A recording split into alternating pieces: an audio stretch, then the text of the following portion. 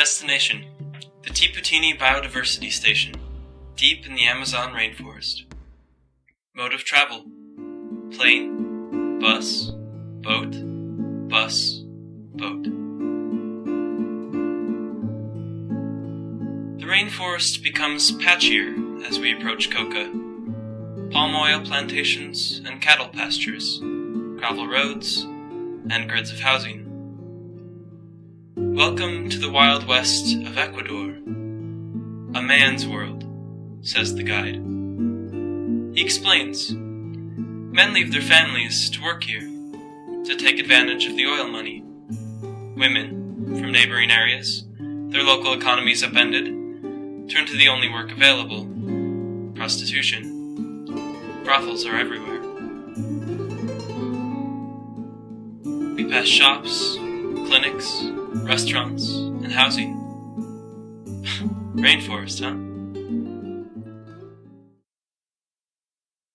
We pass the beginnings of a modern bridge, stands of pioneer trees, the first to grow after clear-cutting, a schoolhouse, the remnants of a pipeline, and lastly, a rig itself, insect-consuming flare and all. As instructed, I've hidden my camera deep in my backpack. We're in oil company territory. It's like Jurassic Park. Razor-wired fence, uniformed men with automatic rifles, a line of trucks. We begin down 50 kilometers of gravel road. Nothing too shocking visually. A peek at a processing plant, some worker housing, some people washing clothes in a stream. I turn my attention to the man in front of me, Santiago. He tells me he's Wow, part of the Warani indigenous group, and was born and raised in a remote part of the jungle. He tells of the time he got lost in the rainforest for 4 days when he was 11. I ask him, do most Wow men work in the oil fields now? Yes, he says. I notice his Bart Simpson tattoo. Fan of The Simpsons? Of course, he responds. I'm reflective about what Santiago's story says about the social impact of oil, and yet content. The whir of the river beneath me, and the walls of the jungle around me. I spend the next 4 days taking in the rainforest. I see remarkable wildlife. This is, arguably, the world's most biodiverse area.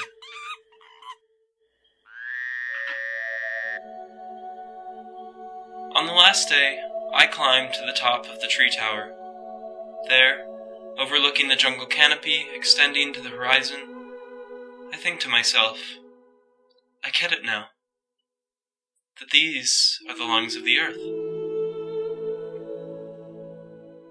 That last night, I find out that the high demand and economic reward for oil has forced Ecuador to consider exploiting it in Yasuni National Park, a protected area of approximately 4,000 square miles, part of which I was overlooking that day. With oil extraction, all the social and environmental changes that I saw on my way in would take place. Roads, and the logging, cities, and agriculture would follow. And all of this for what? How much oil could possibly justify this? 40 days worth of US oil consumption, apparently, because that's how much the oil under Yasuni would provide for.